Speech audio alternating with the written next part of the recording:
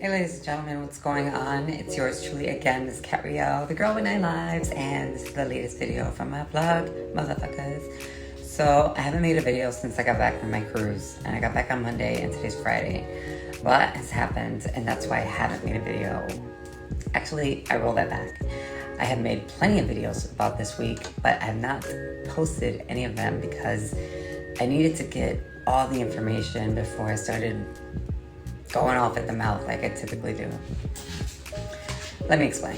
If you haven't watched my previous videos of last week, then you probably won't know what I'm talking about. So stop this video right now and go watch the one about the drug trafficker named Polly Gentile, aka Polly Beans. He's a doozy, ladies and gentlemen. So ever since my tell-all expose on Polly Beans, his life has started to really unravel. I mean, it was always on, but now that unraveling is like hella unraveling, and he has been evicted from yet his, I don't know, 1, 2, 3, 4, 5th apartment probably. I have no idea. It's been so many I lost count. How does somebody that gets evicted so much find an apartment? Oh, I guess the landlord has to be a drug addict too, probably, yeah.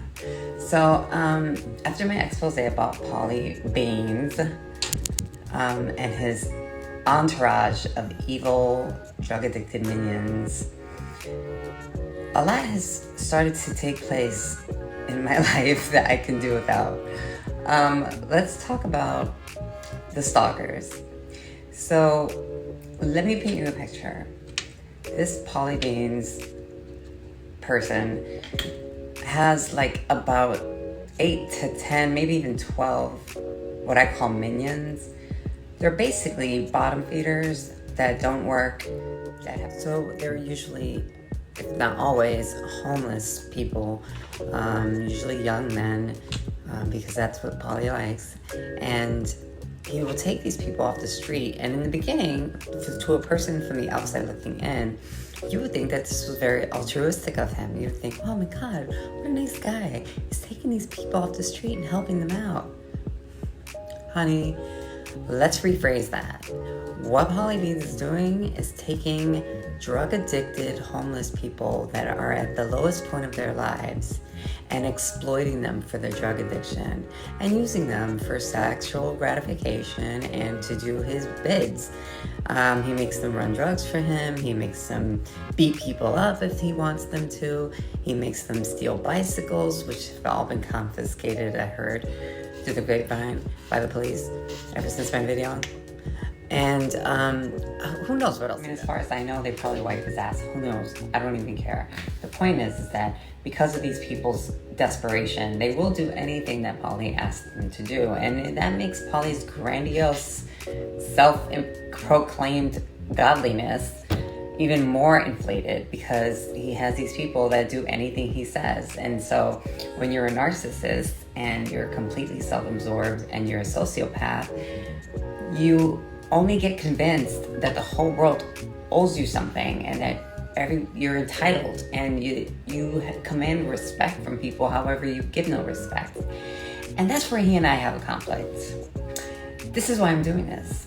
You see, recently in the last couple of days, I've had a few people in my circle, in my neighborhood, call me a snitch and tell me that I'm dirty for doing this video and exposing Polly, despite everybody knowing that Polly is a huge fucking turd. They are subscribing to this mindset that you have like in prison and shit, or on the streets, I guess, where snitches get stitches and you don't narc on people and all this other bullshit. Listen, motherfuckers, I am not a goddamn thug. I am not no damn degenerate that's gonna be fighting people all up in the streets. Not that I haven't done it, I have, but not anymore. And if I'm having a conflict with someone and it can't be settled with words, then we're just gonna have to call the authorities, boo, because that's what they get paid for. I'm not the one that gets paid for that shit. The cops do. You keep fucking with me, I'm gonna fuck with you, but I'm gonna do it through the cops. Because what Polly did by showing his psycho ass up here in my house and my property at 4 in the morning making a scene, and guess what? And I'm not sorry. It's human nature. Okay, so on Friday, so I made the video Posted it like around, I don't know, Monday or Tuesday, right? So on Friday, well, actually it was Thursday night, but it's past midnight, so it was technically Friday. I was up packing for my cruise, getting all my things in order. I was waiting for my friend Nelson to come and change my lock because, Austin had a key, and even though he claims that he lost it, I don't believe anything he says. So, so I'm packing my shit, right? Just minding my own business, looking forward to my 3-day cruise with Mark. And all of a sudden, as me and Nelson are talking in my living room, I get a knock at the door. And I'm thinking to myself, who the fuck is knocking at my door? Because if you know anything about me, a code to gain access to the courtyard that can gain access to my apartment. And somebody's knocking at my door at 3:30 in the morning. A little sus. So I pull back the curtains and I see this tranny that I know from Polly Bean's entourage named Jazzy. Now, let it be known, I have never had an issue with Jazzy. She's always been cool with me. I've always been cool with her. She's always been very pleasant, very polite, very generous. I have no complaints about Jazzy. But let me tell you that I found it a little sus that Jazzy, was all up in my house at 3:30 in the morning, unannounced and uninvited. And girl, how do you know where I live? And how do you know my apartment? And how the fuck did you get the code? Oh, you need a code at 3:30 in the morning? It's been here before.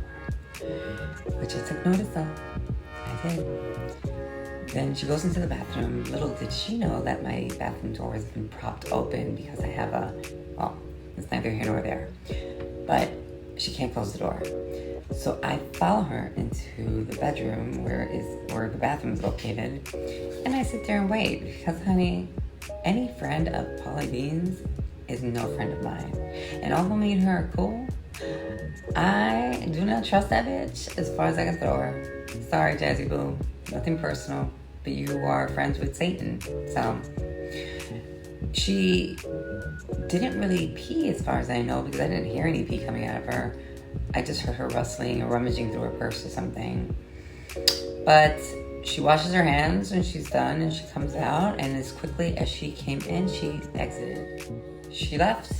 She said thank you. She said goodbye. I said goodbye, take care. Boom, done. Then it turned to Nelson, and we're both looking at each other like, what the fuck just happened here? What the fuck just happened here? What? So now the plot is starting to thicken, honey. So Nelson, who's never met Jazzy, he's never met. He didn't even know how she was connected to me in any way. He's like, I got a really bad vibe from that person.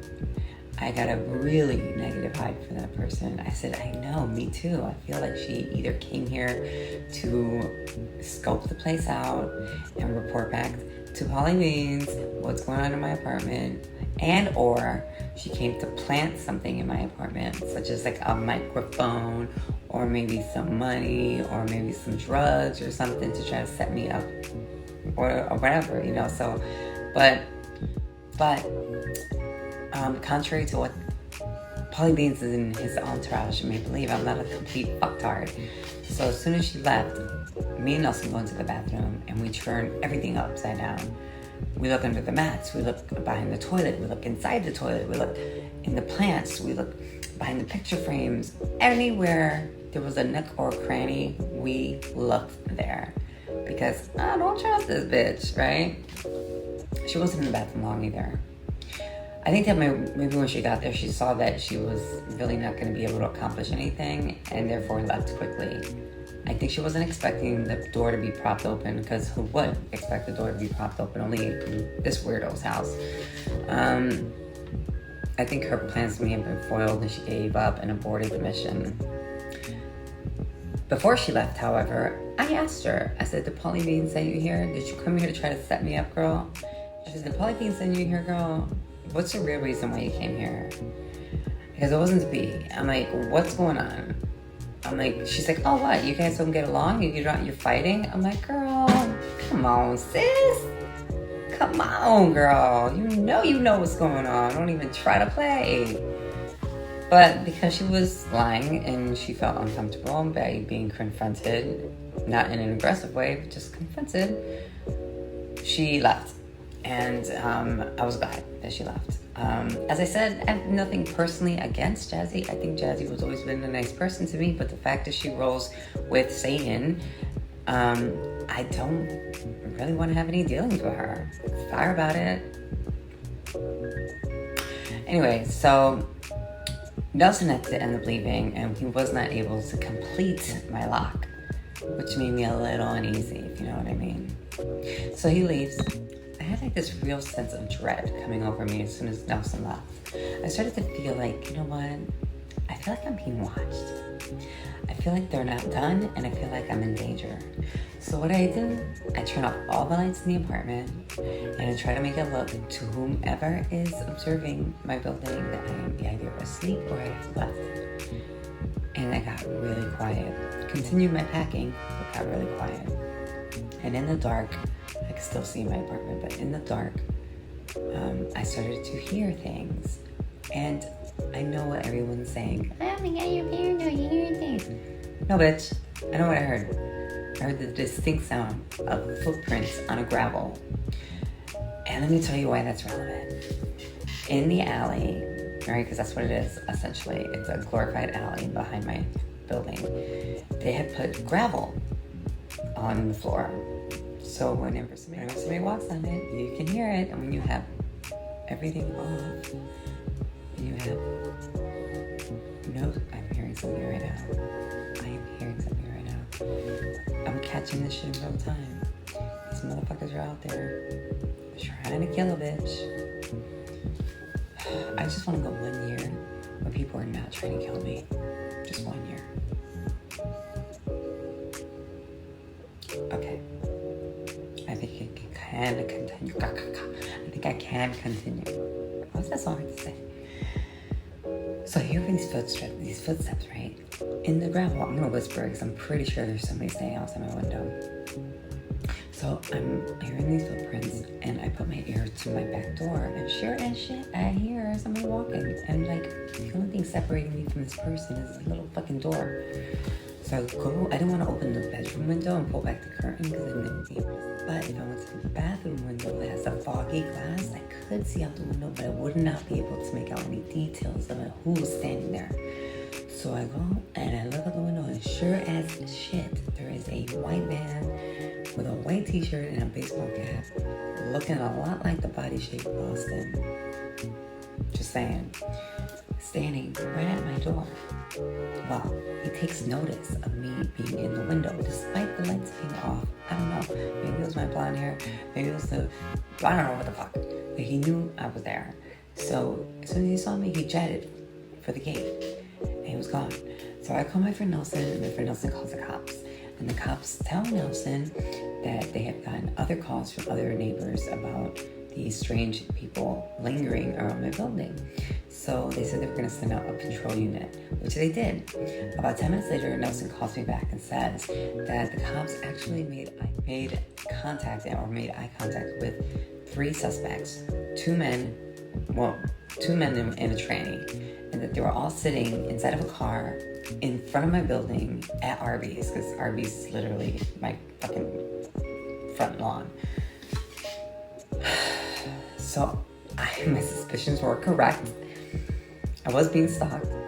I know for a fact that they were sent here by the fat ass Polly Beans, and now he's upping the ante. You know, having a war of words, that's how I roll, boo. But you're gonna start sending people to try to kill me? Why? Because I'm exposing your drug empire, and you might go to prison for many years? Is that reason alone to kill me, Polly? Really? But guess what? I'm not scared. I'm not scared of you, Polly. I'm not scared of your minions. And I'm not scared of you fucking drug dealers. And I know you're crazy, but I'm gonna tell you this anyway. Let this seep through your motherfucking crazy ass mind. If you think you're gonna do something to me, or you're gonna pay somebody to do something to me, it's always gonna lead back to you. And nothing that you do is going to succeed against me. I'm not scared of you. I'm not scared of your minions. I'm not scared of your drug dealer pals. Please, I've dealt with people far worse than you. That felt good to say. Well, I'm sure that things are going to escalate at this point, but I'm documenting everything, and honestly, I'm not really that concerned about it. I am and I'm not, but I just gotta be hyper vigilant and watch my back. I got a camera, I got weapons, and I have a lot of misdirected animosity. So bring it, bitch. Bring it. Now, let's talk about Austin. We gotta wrap that story up too. So, Austin has never left the security, so-called, of Polly's evicted apartment. Every time Austin is here, he trashes Polly to no end, but yet he always goes back to him. So he speaks out of both sides of his mouth. Austin and I have nothing going on. Nothing. We're not dating, we're not fucking, we ain't doing shit. He's just somebody that is like a nuisance and a menace that comes to my house, and I just hear him rant. But he doesn't stay here, thank God. And he's not welcome to sleep here, and he's never welcome to be here when I'm not here. So all that has changed. Well, I just got a knock on my door, and I get a knock on the door, and it's my girl Priscilla. And Priscilla's a girl that I know in the neighborhood. She's a cool girl, you know. And she knows Austin, she knows me, she knows all the same people that I know. But she looks frantic, and she's like, "Where's Austin? Where's Austin?" I'm like, "I don't know where Austin is." I'm like, "He was here like this afternoon, but he left. I haven't seen him since." So she comes in, I was like, "You're welcome to come in and look." So she comes in, she doesn't really do a thorough look, but she looks around and she believes me that he's not here. And I'm like, "What's wrong, Priscilla? What's going on?" And she starts to tell me that Austin is in big trouble and that there are people looking to kill him because he has made more enemies here in the 1 month he's been here than most people can ever care to make in a lifetime. How do you do that, Austin? How do you make so many enemies? I mean, I just don't get it. He's only 23, and I don't know if he's going to live to see 24. He's cocky and arrogant and full of himself. He can also be very kind and very sweet and very generous. He's not all bad, and I don't want anything to happen to him. So I'm trying to get this message out to him in case he's watching my videos. Austin, they're looking for you. You better lay low and stay out of sight, because whoever you pissed off is a really bad person, and they're looking to get you. So, can you believe this trauma that I'm wrapped into? What the fuck? I feel like I'm going through a Miami Vice episode. God, I'm dating myself. What's a current detective show? I don't know. I don't even watch TV. I haven't watched it since 2012. I didn't cover my cruise, but I'm going to cover that in another video. Actually, I made some videos on it. Hey, everybody, what's going on? So listen, I wanted to make this video specifically for Miss Jazzy because I got to tell you what she did. In my last video, I made mention that Jazzy had come over to my house at 3:30 in the morning prior to me going on my cruise, and that I felt like she was up to something for being there because she had never been there before. She didn't know where I lived. She didn't know my address, apartment number, blah, blah, blah. But yet there she was in front of me at my door. Now, I made mention in the video that because she was friends with the fat potato demon known as Polly Beans, I hate saying that name, that I didn't trust her because of it, and that I was a little suspect as to why she was there. And then at the point where I was like asking her why she was really there to be, honest with me, she denied it and ran off. But it felt heavy on her heart. She came up to me like a stand-up woman, like a fucking grown-ass bitch. She apologized for what happened. She owned up to what she did, which is fucking stellar. I give her so much props and I give her so much respect because most people wouldn't have the cojones to do that. And Jazzy, you did. And so I bow down to you, girl, because you're the kind of person that I want to call a friend. And people should take notice on how you are and how you carry yourself and how you conduct yourself. Your honesty and your integrity is fucking amazing. And for that, I wanted to make this video saying thank you, girl. You know, you always got a friend of me, and us trans girls got to stick together, right? All right, that's all for now. Thanks for the update. I'll see you later. Bye.